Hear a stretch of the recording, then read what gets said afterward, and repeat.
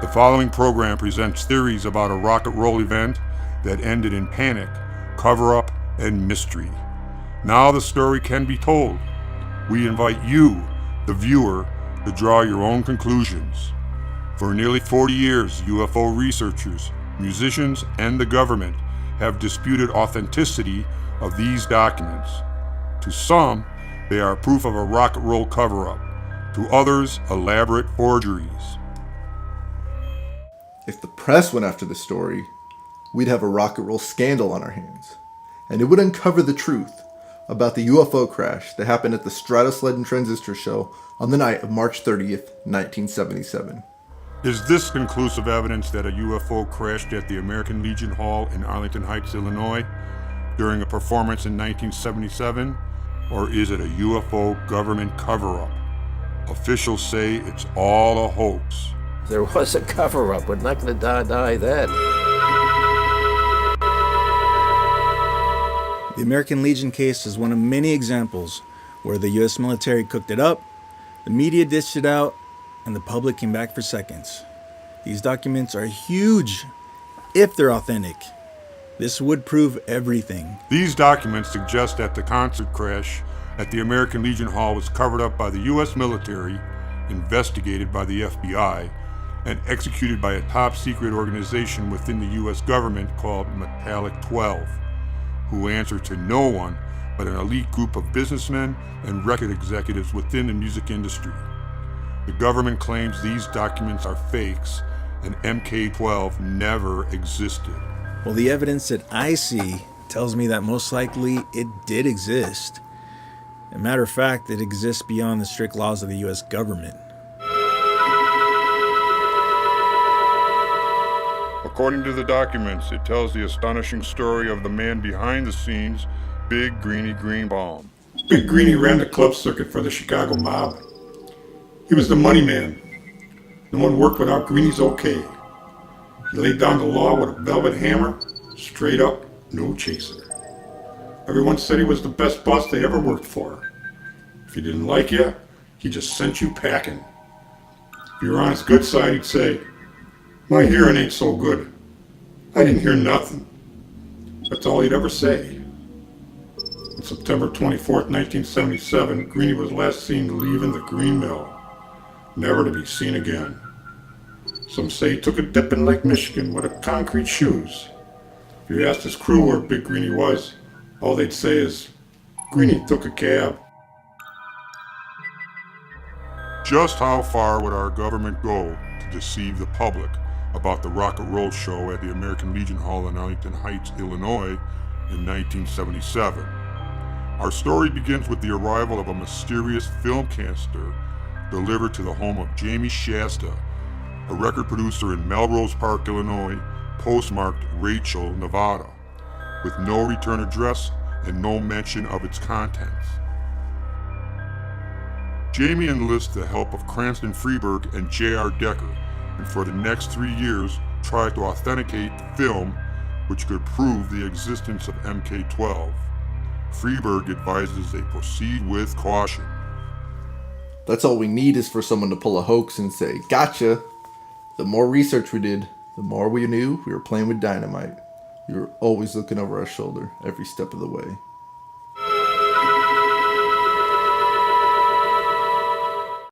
Early one morning, Jack Himsey stops in at the local coffee shop and strikes up a conversation with Herb Morris, station manager of WLS Radio in Chicago. He tells him about the crash at the show on March 30th, so Herb calls his secretary and she begins to send a teletyped message to the National News Service. But as she would claim years later, the message is interrupted. She was putting it over the wire, and all of a sudden, a bell rings. This is the FBI. You will immediately seize all communication of this transmission. The incredible story becomes national news, if only for a few days. A crashed flying disc has been found near the American Legion Hall in Arlington Heights. It is now in the possession of the Army. By 2:30, the police department was flooded with calls, and Herb Morris was ordered to Washington by the FBI. After being interrogated for 3 days, he is sworn to secrecy and flown back to Chicago. 6 months later, he resigns from WLS Radio and is admitted to Holy Family Hospital for mental illness. 7 weeks later, he falls to his death from a 13-story window. His death presumed a suicide. I don't think we'll ever know the truth about what really happened. It's been said by many they just pushed him out. They decided he was going to talk about things he shouldn't be talking about, and he was just tossed out. I guess we'll never know what really happened. According to the mysterious papers known as the MK-12 documents, on March 31st, 1977, an operation to recover wreckage, bodies, and a crashed alien spacecraft in Arlington Heights, Illinois is given the go-ahead and shipped to Glenview Naval Air Base, Glenview, Illinois. No documentation has been found identifying what was shipped. The President and the MK-12 members understood the urgency of this situation. One of the first things we did is check the dates of birth and the dates of death among the MK-12 members. Turns out we received the documents just weeks after the death of the Secretary of the Army, the last remaining member.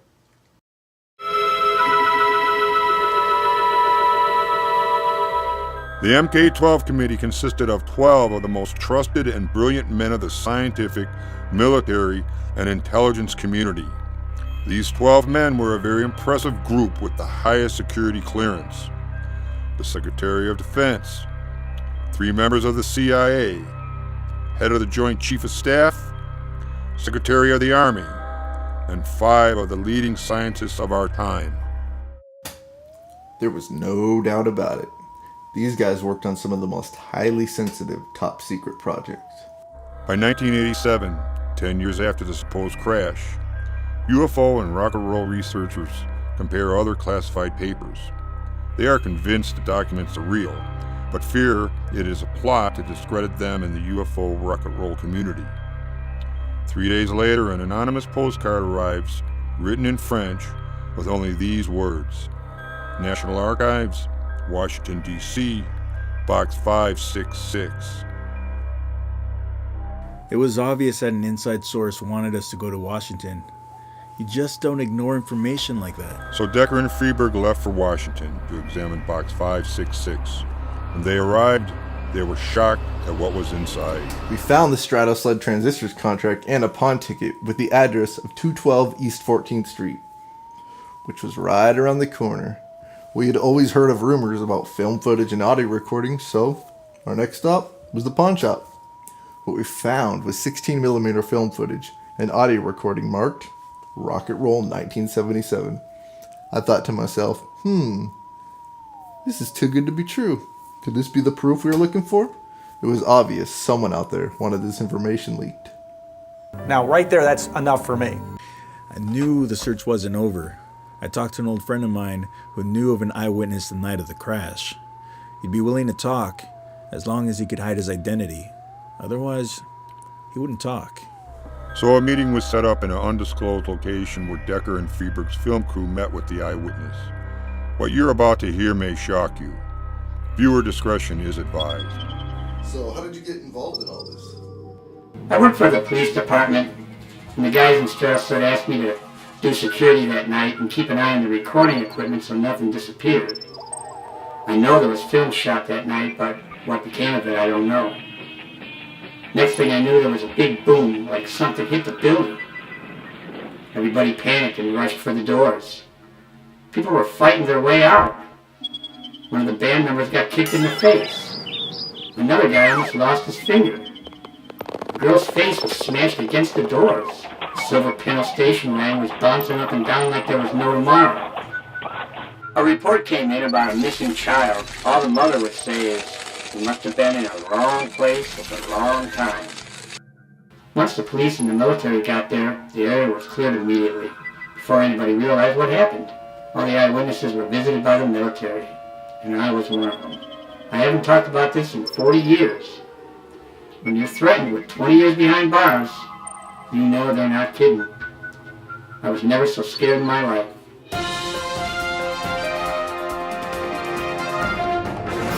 We interrupt this program to bring you a special news bulletin. We take you now to our news correspondent, Kat Fox. During a rock and roll concert in downtown Arlington Heights, a widespread investigation by local police and the civil defense have confirmed reports of alien beings in the vicinity of Minor Street and Northwest Highway. An emergency meeting is being held at the mayor's office by the FBI, Chief of Police, and NASA. They have not yet released any information to the public at this time. We now take you to our on-scene correspondent, Len Baxter, for a live update. Nobody's going anywhere. One wrong move and the blonde gets it.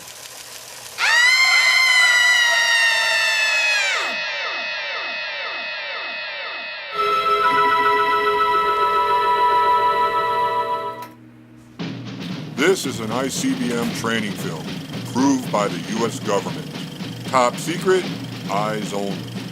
What you're about to see is the beginning of the end.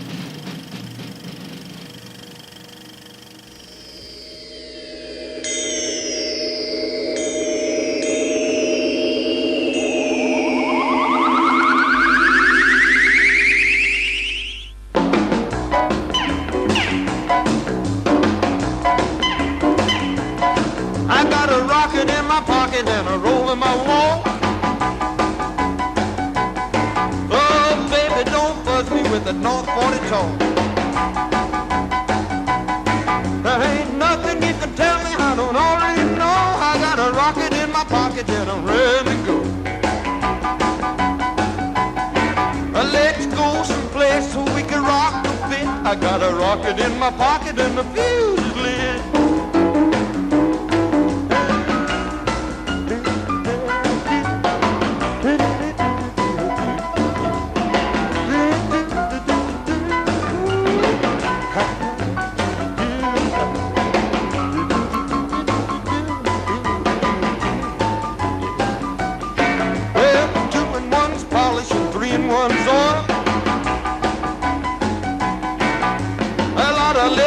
And make my bad blood boil.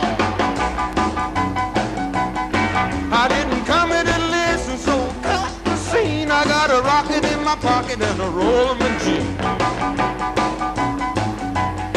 And let's go someplace so we can rock a bit. I got a rocket in my pocket and the fuse is lit.